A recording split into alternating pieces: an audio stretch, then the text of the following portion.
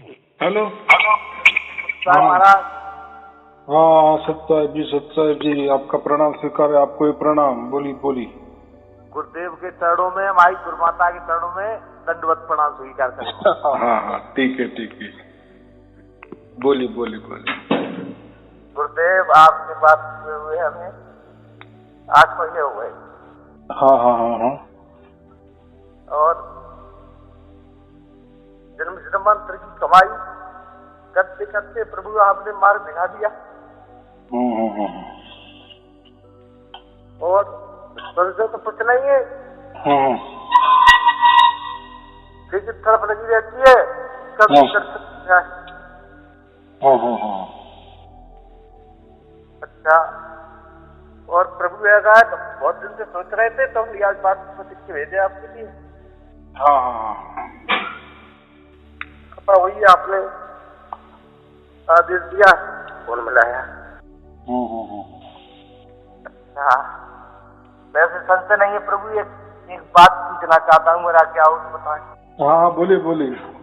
जैसे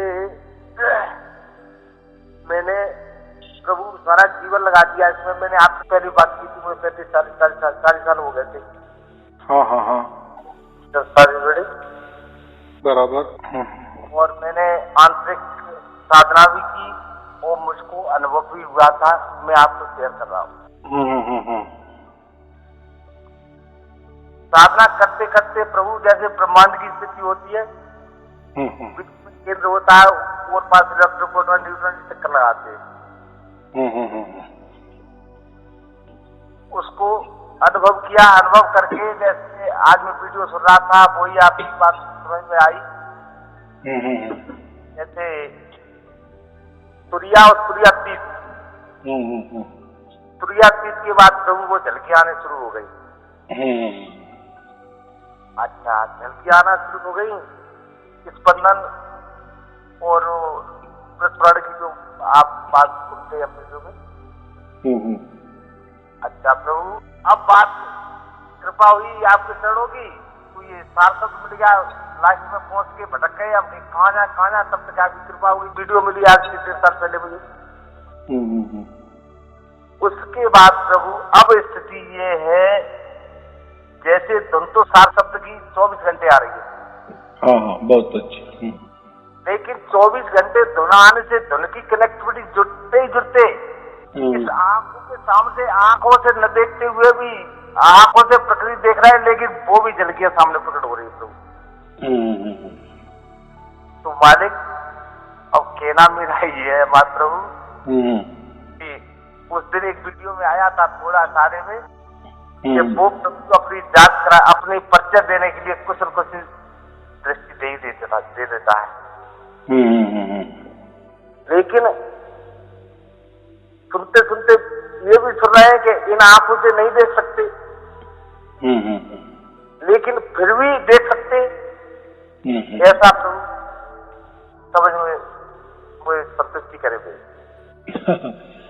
बात ऐसी है, आपने कहा ना कि बहुत सारे लोग कहते हैं कि राम नाम ऐसा होता है कि नाम ये प्रकाश है और राम तो परमात्मा है, और जैसे हमें सार शब्द की प्राप्ति हो जाती है तो धुन भी शुरू हो जाती है, और जो परमात्मा प्रकाश रूप है वो भी हमें दिखने लगता है।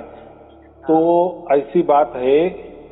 पहली बात तो ऐसी है, सार शब्द के बारे में बहुत सारी संस्थाएं हैं। अभी हम उसको समझो सार शब्द कहते हैं, तो कोई उसको परमात्मा कहते हैं, तो कोई उसको शब्द कहते हैं, कोई उसको शब्द गुरु कहते हैं। तो अलग अलग धारणाएं हैं। तो अलग अलग धारणाएं में शब्द सुरती योग हम वो भी कहते हैं ना। तो बात ऐसी है, अलग अलग धारणाएं है, अलग अलग तत्व ज्ञान है। ऐसे समझो कि अलग अलग धर्म भी है और अलग अलग पंथ भी है, अलग अलग विचारधारा भी है इसके बारे में। तो बात ऐसी है कि जो जिस धारा को चिपका हुआ होता है तो वो तो बाहर का अलग जग नहीं देखता ना, अलग दुनिया नहीं देखता। माने उसकी दुनिया वही है कि जो उसने उसके गुरु ने सार शब्द के बारे में बताया होगा कि सार शब्द ऐसा है वैसा है, बस वो उसी पे अड़िग रहता है। और जब उसको मैंने जैसे अभी प्रवचन कर रहा हूँ ऐसे मिल गए तो वो बोलता है कि नहीं गुरुजी आप गलत हो, अरे वो तो ऐसा है सार शब्द, वो तो वैसा सार शब्द है।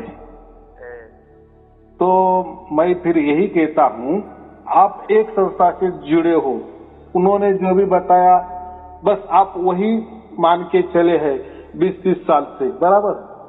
और ये अभी मैंने बताना थोड़ा अलग ढंग से शुरू किया, जो लुप्त था ऐसा समझो, मैंने वो उजागर कर दिया, खुला कर दिए, तो आपका और ये मैच नहीं होता। तो मैं यही कहता हूँ सबको कि सार शब्द के बारे में ऐसे हजारों धर्म है समझो, हजारों पंथ है ऐसे समझो, या हजारों विचारधाराएं है जिन्होंने अलग अलग तरीके से परमात्मा का बयान किया है। और मैंने अभी ये बयान किया है, मैंने नहीं किया बयान, माने मैंने खुला कर दी, जो छुपा था वो खुला कर दी, तो मैच नहीं होता। फिर पहले जो लोग करते थे, ध्यान धारणाएं करते थे, त्रिकुटी में आपने जो कहा, त्रिकुटी में देखते थे, ब्रह्मरंध्र पे देखते थे, सहस्रार पे देखते थे, उसके आगे की यात्रा करते थे, या बीच में कोई चक्रों की यात्रा करते थे, उसको पतंजलि युग भी कहते हैं। तो फिर वो कोई अलग है क्या साधना, या वो ऐसा झुटमुट है क्या, या उससे परमात्मा मिलता था या नहीं मिलता था? अगर मिलता होगा तो इसलिए लिखा गया है ना कि इनको। तो मुझे यही कहना है कि वो पहले का जो भी है वो सच हो झूठ हो, ये मैं तो नहीं कह सकता ना, क्योंकि उस टाइम मैं नहीं था और उस टाइम आप भी नहीं थे, बराबर। आप तो किसी धर्म ग्रंथ का अभ्यास करके या आपके गुरु ने जो भी आपको परोसा है उसके सहारे बोल रहे हैं, बराबर। लेकिन बात ऐसी है, ठीक है, तो उस रास्ते से जो भी लोग गए तो किसको क्या मिला, ये तो अभी ऑनलाइन में लोग बताने लगे, नहीं तो इसके पहले लोग बताते थे, अपने गुरु को ही बताते थे, या वो उनका जो कोई धर्म होगा, पंथ होगा, विचारधारा से जो लोग जुड़े हुए होंगे तो उनके बीच में ही चलता था।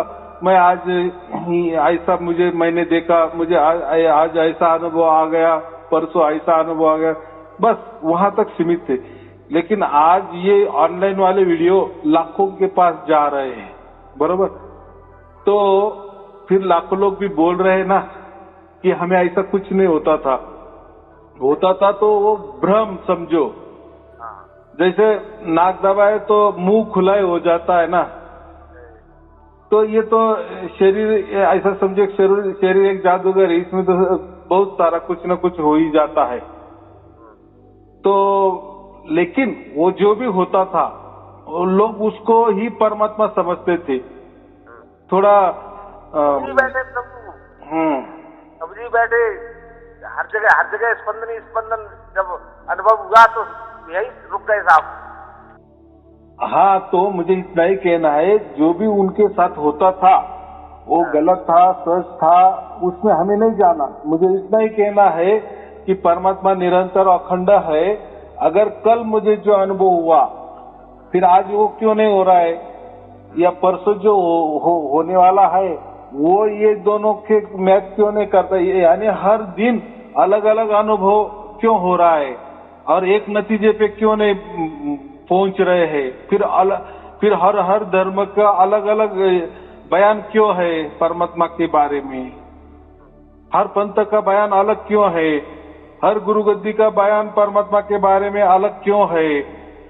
हर जो अध्यात्म वाले हैं ये आत्मा परमात्मा की बातें करते हैं या आध्यात्मिक बातें करते हैं, उनका भी जरिया परमात्मा के बारे में एक क्यों नहीं है, किसी का एक नहीं है, सबका अलग अलग थलग है। तो फिर हम किसके ऊपर विश्वास रखेंगे?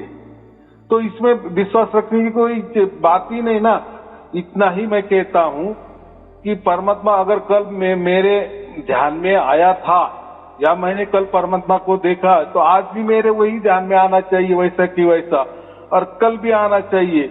और मुझे जैसा हुआ तो सामने वाले को वैसा ही होना चाहिए। लेकिन देखो, 1000 लोग 1000 अलग अलग अनुभव बताते हैं, अलग अलग बातें करते हैं, तो इसलिए वो कोई परमात्मा नहीं है, बराबर। और फिर ऐसा होता तो फिर उनकी संस्थाएं बहुत बड़ी हो जाती। क्यों प्रभु, मैं जो आपसे बात शेयर कर रहा हूँ, कहने का मतलब मेरा ये, जैसे हम अपने इसमें भी लगे हैं, अपने जब से हमको 1.5 साल हो गई तब से आपके चरणों में लगे, प्रकट हो गया 24 घंटे लगातार है, बराबर। खुली आँख, चलो आँख बंद करके खुली आँख तो लीला प्रकट हो जाती है, ये पूछना बराबर। ये जो खुली आँख माने क्या, जागृति में। अभी ध्यान क्या है? ध्यान का मतलब क्या होता है? ध्यान के लिए हमें आँख बंद करनी पड़ती है ना। हमें आँख बंद करनी पड़ती है, विशिष्ट जगह बैठना पड़ता है, विशिष्ट टाइम में बैठना पड़ता है, विशिष्ट बैठक जो हम बोलते हैं, जैसे हम आराम से बैठते हैं या कोई एकांत स्थली जाकर बैठना पड़ता है, या हमें ऐसा उस माहौल में जो हमें ध्यान के लिए सूट हो, ऐसे इसमें बैठना पड़ता है। कोई उसमें बंधने लगानी पड़ते हैं, कोई नियम पकड़ने पड़ते हैं, तो ही ध्यान लगता है कि नहीं। लेकिन ये कुछ नहीं है मालिक। हाँ, अब तो खुली आँख, जहाँ शोरगुल हो रहा है, कुछ भी हो रहा है, वो धुन चल रही है, ऑटोमेटिक लीला प्रकट हो गई, एकदम हो जाती है कभी कभी। हाँ, तो मैं यही कह रहा हूँ ना। अब कैसा फिर लोग यही सवाल करते हैं ना कि हम तो इतना ध्यान करें, ये करें, तो हमें एक जैसा अनुभव नहीं आया, अलग अलग अनुभव आ गया, बराबर।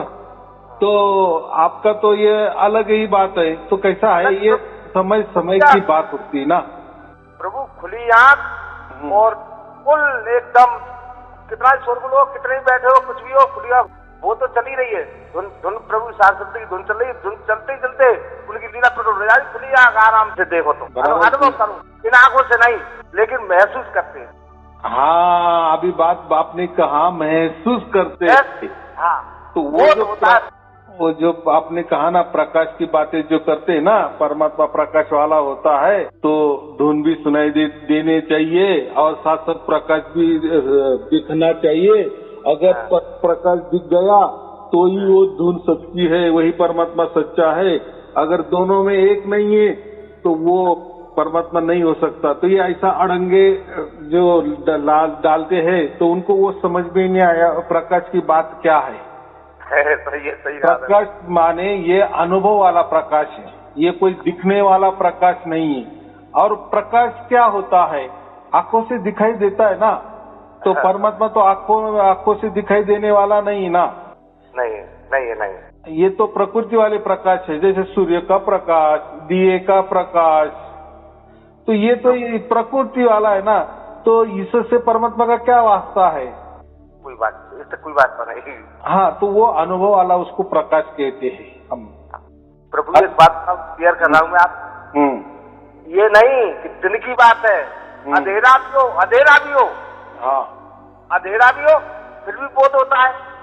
हाँ, बोध होना जरूरी है, बोध ही अनुभव होना जरूरी है।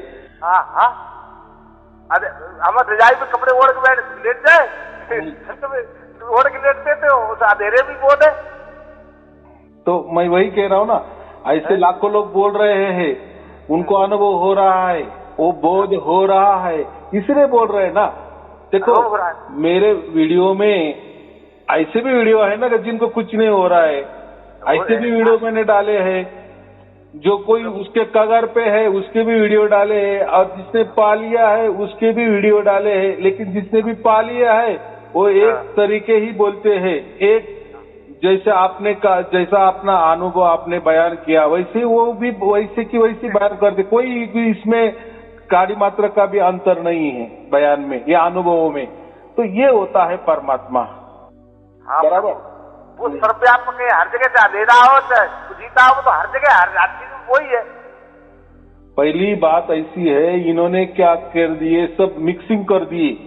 आत्मा और परमात्मा एक होता है, परमात्मा ही आत्मा होता है और आत्मा ही परमात्मा होता है। इसमें इनकी जंग शुरू है, ये इससे बाहर नहीं आए। बराबर कि नहीं?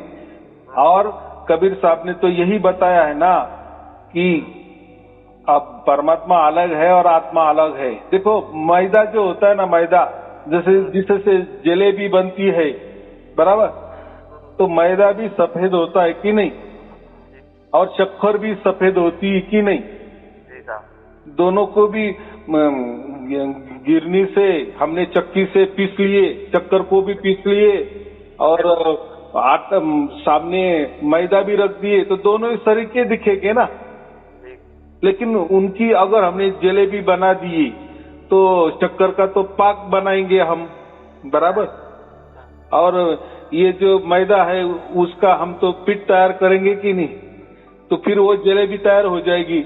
लेकिन हम जब जलेबी खाएंगे तो जो शक्कर का स्वाद है, मीठा स्वाद है, वो हमें लगेगा ही, बराबर, और ये मैदे का भी स्वाद हमें लगेगा ही। दोनों अलग है, अलग है, सही है। दिखने में चाहे दोनों भी सफेद सफेद है, लेकिन जब भी घुल मिल जाते हैं जलेबी में वो चाशनी जाती है, पाक जाता है, उतर जाता है। लेकिन जब खाएंगे ना तो हमें बराबर वो महसूस होगा, वो अनुभव हमें होगा। इस शक्कर का अनुभव भी अलग हमें लगेगा और जो मैदे का अनुभव जो है ना वो भी हमें अलग लगेगा। तो दोनों मिलेंगे। मुझे इतना ही कहना है, चाशनी कोई मैदा नहीं बन गई और वो मैदा है वो कोई शक्कर नहीं बन गया। समझा दिया प्रभु, समझा दिया जगत से, समझा दिया मालिक। हाँ, तो ये बात होनी चाहिए। तो ये लोगों ने इनको अगर इसमें ही संशय है कि आत्मा ही परमात्मा होता है या परमात्मा आत्मा होता है, इससे से उलझे हुए हैं और ये नहीं समझ रहे। अगर आप परमात्मा ही हो तो फिर झगड़ा किस बात का? तो आप तो सब कुछ कर सकते हो, सब कुछ पा सकते हो। परमात्मा तो सर्वज्ञानी है, तो आपको तो ऑटोमेटिक सब ज्ञान भी आना चाहिए। आप भूल गए तो मैं याद दिलाता हूँ कि आप परमात्मा हो, तो चलो परमात्मा जैसे हरकत करो। तो होता है क्या? ऐसा नहीं होता, बराबर। कबीर साहब ने यही कबीर बीजक में 1000 बार कहा है कि परमात्मा अलग होता है, आत्मा अलग होता है। ये इनके दिमाग में ये आ गया ना, तो फिर इनको झलकियां भी आने लगेगी। लेकिन ये बोलेंगे कि नहीं, उसमें प्रकाश भी दिखाना चाहिए। हमारे महापुरुष ने कहा है, हमारे धर्म ग्रंथ ने कहा है, हमारे गुरुजी ने कहा है।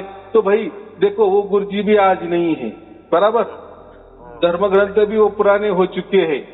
तो अभी मैं तो बोल रहा हूँ ना कि वो प्रकाश को, वो जो प्रकाश की बात की है वो आंखों से दिखाई देने वाला प्रकाश नहीं है, या मन के भी आंखों से देखने वाला, या अंतर मन से या अंतर आंखों से हम वो नहीं दे सकते। तो देखने वाली जो भी चीज होगी वो परमात्मा नहीं हो सकती। परमात्मा ये अनुभव किया जा सकता है, बराबर। जैसे मैंने जलेबी का उदाहरण दिया ना, तो चाशनी का अनुभव होता है। जो आपने जलेबी का उदाहरण दिया प्रभु, समझ गए, हृदय में उतर गई बात पूरी। वो मैदा है, वो चीनी है, मिक्सचर होके खाओगे तो स्वाद अलग ही लगे, वो समझ में आ जाएगा। हाँ, दोनों की जगह बराबर है, और दोनों भी दोनों का स्वाद दे रहे हैं, हम समझ रहे हैं। प्रभु समझ गए आपने, प्रभु काई खोल दी, बिल्कुल हृदय की, बिल्कुल ऐसा था। मुझे प्रभु ये कहानी बहुत दिन से है, ठीक, लेकिन इसमें एक और विशेष देखा मालिक, जैसे हजारों अणु उत्पन्न हो रहे, मर रहे, उत्पन्न हो रहे, मर रहे, उत्पन्न हो रहे, मर रहे, जन्म रहे, मर रहे।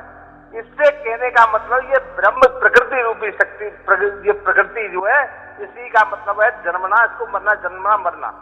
ये महा कहते कि ईश्वर और परमेश्वर महास्पंदन, कहने को मतलब ये है, हाँ बराबर, महास्पंदन। हाँ महास्पंदन कहते, क्या कहते, समझ में नहीं आ रही प्रभु। स्फुरन कहते, स्पंदन कहते, स्पर्श कहते हैं, अनुभव कहते हैं, उसको बोध भी कहा जा सकता है।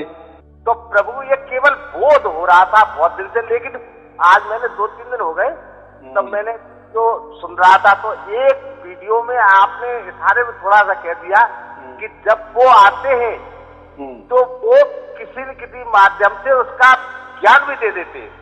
हाँ, ज्ञान भी देते हैं, बराबर की नहीं, ज्ञान भी दे देते। अच्छा, वो वैसे वीडियो में सुनता था तो एक बात और आज सुनते थे कि जो भी इन आंखों से देख रहे हो वो सब काल है, काल के समय में बंधन में।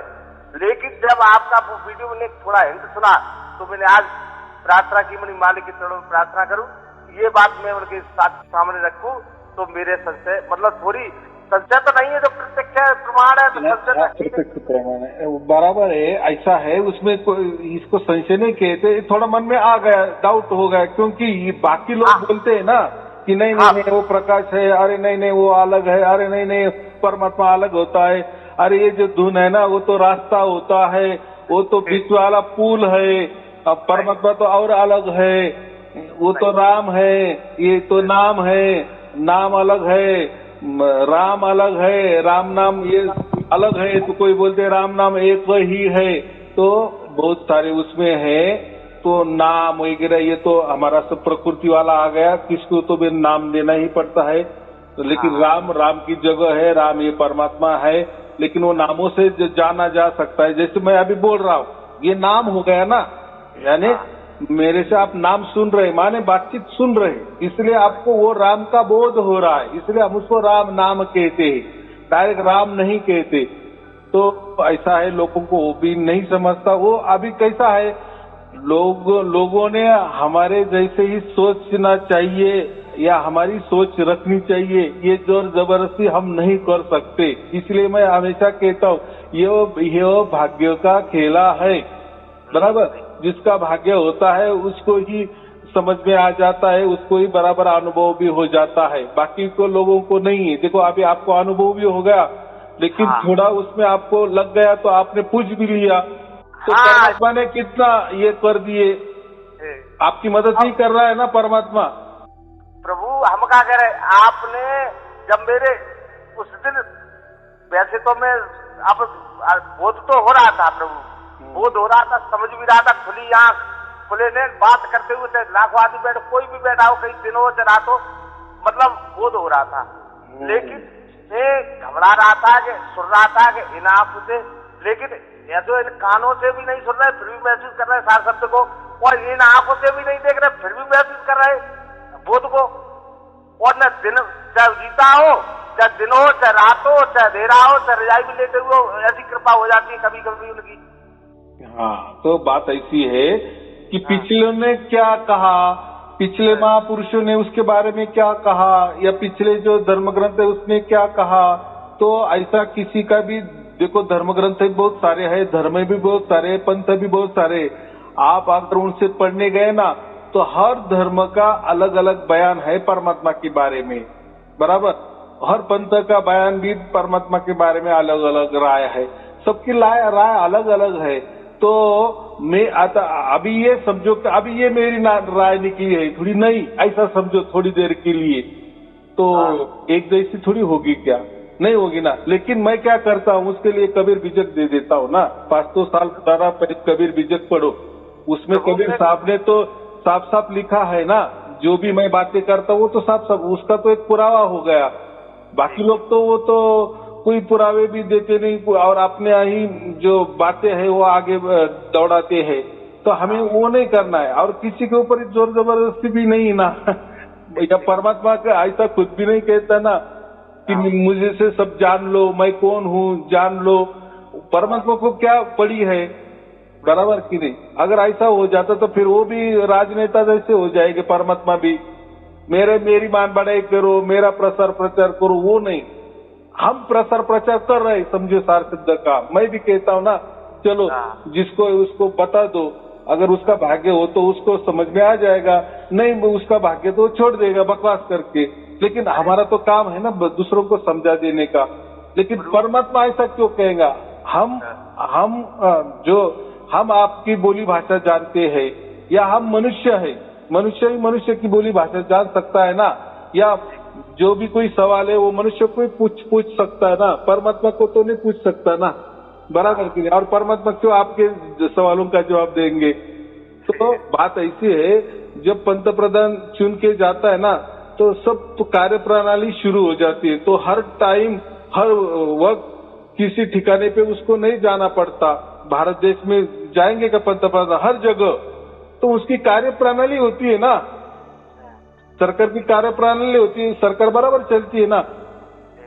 तो हर ठिकाने ऐसे तो लाखों करोड़ों ठिकाना है, तो पंतप्रधान जाएंगे क्या हर जगह? और क्यों जाने की जरूरत है? लोग लगाए हैं ना काम को, बराबर। तो प्रणाली वैसा ही परमात्मा की प्रणाली से सब कुछ चलता है। तो उसकी जो भी जैसे मैं सूरज का उदाहरण देता हूँ ना, सूरज तो उसकी जगह है, लेकिन उसका प्रकाश तो सभी जगह है ना। उस प्रकाश से जिसको जो लाभ लेना है वो ले रहा है ना, उसका उपयोग ले रहा है ना। तो हर जगह तो सूरज को तो खुद को आना नहीं पड़ता ना, अगर आएगा तो कैसा हो जाएगा? ये तो प्रकृति वाला मैंने उदाहरण दे दिया। तो अभी आपको एक समझ में आ गया। तो ये जो प्रकाश होता है ना, ये प्रकाश जो बताया गया है धर्म ग्रंथों ने, वो बराबर बताया गया, लेकिन वो आंखों से दिखाने वाला प्रकाश नहीं है। फिर बीच वाली आंख हो या हमारी बाहर वाली आंख हो, दोनों में वो परमात्मा कोई देखने वाली वस्तु नहीं है। अगर हमें दिखाई दे रहा है बीच वाली आंखों से या बाहर वाली आंखों से, तो वो कोई परमात्मा नहीं है, वो कोई वस्तु होगी। वस्तु को हम देख सकते हैं, लेकिन परमात्मा कोई वस्तु नहीं है। वस्तु माने सीमित, वस्तु माने कोई हद उसकी, वस्तु माने कोई उसका आकार, वस्तु माने उसका कोई ठिकाना, बराबर। वस्तु माने उसका कुछ तो भी नाम, इसको ही हम वस्तु कहते। लेकिन परमात्मा ये कोई नामों में नहीं है, कोई ठिकानों में नहीं है, कोई आकारों में नहीं है, तो फिर वो वस्तु ही नहीं, तो दिखने की बात ही नहीं है। तो ये लोग बोलते देखना चाहिए, तो देखने की बात नहीं, परमात्मा को महसूस किया जा सकता है, बराबर। ठीक। तो ये समझना है। प्रभु ऐसा था, जो मैं प्रकृति और ब्रह्म तक की बात कह रहा हूँ, जब ये पहले अनुभव होता था कुछ दिन पहले, तो मैं सोचता था कि प्रभु जब ये हो रहा है, स्पंदन हो रहा है, तो उसमें धुन भी होनी चाहिए। लेकिन मालिक की ऐसी कृपा हुई, प्रभु आपके वीडियो मिल गए और वो साक्षात मेरे सामने प्रकट हो गया। और अब वो स्पंदन, अब महास्पंदन कहने का मतलब, अब महास्पंदन। और प्रभु आपके चरणों की छत्र छाया से जीवन सफल हुए। अब मेरे घर में एक बच्चा है मेरा बीच वाला, तो मैं जब वीडियो सुनता था, हम लोग सत्संग परिवार से बहुत दिन से लगे, 25-30 साल से सब लोग, तो जब वीडियो सुनता था तो ये कह रहा क्या सुनते रहते हो 24 घंटे, क्या सुनते रहते हो? तो हमारी बेटा ऐसा करो, हम तो सुनते रहते, लेकिन तुम 2-4 दिन सुनो। जो उसने तो केवल 2-4 ही वीडियो सुने और तुरंत कहने लगा पिताजी ऐसी ऐसी बात है। हमारी बेटा पूरी वो भी साथ भजन करता था, तो ये कहता था मुझे कुछ नहीं चाहिए प्रभु, तू चाहिए, मुझे तू चाहिए, बोला करता था पहले। और भाग्य से उसको भी प्रकट हुआ था। और प्रभु बड़े खुश है मालिक, आपने सबसे थोड़ी सी नहीं पैसी थी, वो आप हमारी और सदा कृपा रखना मालिक। और किसी दिन ऐसा मौका मालिक देना कि चरणों में नतमस्तक तो करें। हाँ, कोई बात नहीं, कभी भी बोल दूंगा मैं, तब आ जाना बस। आशा में पड़े हैं, चरणों की आशा में पड़े प्रभु, एक बार चरणों में मत्था टेकना जरूरी है हमारा। बराबर है। खुली मैं तो इस बात से, जब कहीं खुली आंख खुले नैन सार शब्द जब प्रकट हो जाए, तो प्रभु को सार शब्द की धुन कहना चाहिए, प्रस्फुरण कहना चाहिए। वो हुआ, उसके साथ साथ ही प्रभु खुले आंख ये लीला होने लगी, जब मैदान सीधी बाजी जो आपने समझाई है वो भी होने लगी प्रभु, बराबर है। और उसके बारे में कबीर साहब ने वो साक्या भी लिखी है, खुले नयन हंस के मैं देख रहा हूँ उसको। तो अभी लोग बोलते कबीर साहब बोले कि मैं देख रहा हूँ, अरे वो ऐसा एक क्या बोलता है, एक गीत है, वो एक कविता है, वो एक साखी है, वैसी बोलनी पड़ती है। तो वैसे की वैसा उसका अर्थ नहीं लेना चाहिए प्रभु। एक घर के प्रेमी है कोई अपने संस्था से अपने उससे जुड़े हुए कहते खुली नैन देखूं हंस के सुंदर रूप निहारूं है क्या ना आकर बस ये प्रभु सिद्ध हो गया। बराबर है। हाँ। लेकिन लोग उसका अर्थ भी अलग लेते हैं। मैं रूप माने वस्तु का ही रूप हो सकता है ना, मैंने अभी कहा ना, वस्तु का भी रूप हो सकता है, वस्तु का गुण हो सकता है। तो लोग बोलते हैं कि परमात्मा को तो निर्गुण नहीं हो सकता, परमात्मा को तो गुण है ना। गुण माने ये त्रिगुण समझो या अलग अलग जो प्रकृति में गुण है ना, तो फिर वो परमात्मा प्रकृति हो जाएगा अगर उसमें कोई गुण आ जाएंगे, अच्छे बुरे शुभ अशुभ। तो प्रभु यही सिद्ध होता है, एक रस एक ताल एक लय अखंड अनाद अनंत, यही सिद्ध होता है। बराबर। और सुख दुख ये भी गुण है। तो गुण तो बहुत हजारों गुण है, लेकिन परमात्मा में ये गुण नहीं होते। बराबर। ये एक रस ये प्रकृति में गुण हो सकते हैं। परमात्मा की जगह है, हम प्रकृति वाले इसलिए हम तो लोग क्या कहते हैं कि नहीं परमात्मा भी हमारा जैसा ही होगा, हमें जैसी चाहत है फिर परमात्मा को भी चाहत होगी, हम जैसे दिखते हैं परमात्मा भी मनुष्य जैसा होगा, उसका भी रूप होगा, रंग होगा, कोई भाषा होगा, उसकी कोई भी नाम होगा, उसका भी कोई ठिकाना होगा, यहाँ बसा होगा वहाँ बसा होगा। तो उसका वो बसा हुआ है, जैसा सूरज एक जगह स्थिर है, वो प्रकाश के माध्यम से सभी जगह व्याप्त है, कण कण में सूरज की प्रकाश व्याप्त है, ये बात बराबर है। वैसे ही परमात्मा भी एक जगह है, लेकिन वो ये हमारे प्रकृति से जगह एक नहीं है। वो जो जगह है वो समझाने के लिए हम उसको सचखंड कहते हैं। बराबर। वो है उसका ठिकाना हम सचखंड में कहते हैं। तो सचखंड में माने क्या? सत्य। सचखंड, सच माने सत्य, सत माने क्या? परमात्मा। तो उसका जो भी खंड है, खंड माने हम जैसे कहते हैं ना आशिया खंड, ये खंड वो खंड, यानी कोई ठिकाना, तो उसको सचखंड नाम दिया है। यानी जहाँ भी सच होता है, सत होता है, वहीं परमात्मा होता है। और उसकी हम कहते हैं ना भी सत्य का ही विजय होता है, सत्यमेव जयते। तो वैसा उसका ठिकाना है। बराबर। और वो जो हम जाते हैं परम धाम में, सचखंड में जो जाते हैं हम कहते हैं, तो हम उसी जैसा, देखो हम परमात्मा के बच्चे, जैसा परमात्मा वैसे हम है, लेकिन हमारा कोई हद है। बराबर। हम अगर आत्मा को प्रकट होना है तो उसके लिए शरीर की जरूरत होती है, लेकिन परमात्मा को प्रकट होने के लिए शरीरों की जरूरत नहीं होती। वो शरीरों में नहीं आ सकता। उसका बच्चा खेल रहा है ना, शरीर में है ना। बराबर कि नहीं? उल्टा वो यानी हम प्रकृति में आ गए हैं, प्रकृति में बंध गए हैं, प्रकृति में फंस गए हैं, उसको माया भी कहते। उल्टा ये प्रकृति से परमात्मा हमें छुड़ाता है। लेकिन वो भी अगर मनुष्य जैसा होता तो फिर वो भी कहीं ना कहीं फंस जाता। और ऐसा फंसने वाला या प्रकृति वाला परमात्मा हो सकता है क्या? नहीं हो सकता है ना प्रभु। इस बोध से तो सब चेतन ही चेतन होता है प्रभु। बराबर है। नहीं, बोध से ही होता है। बोध माने ही अनुभव, ये अनुभव की बातें होती है। ये कोई तर्क से हम नहीं समझ सकते।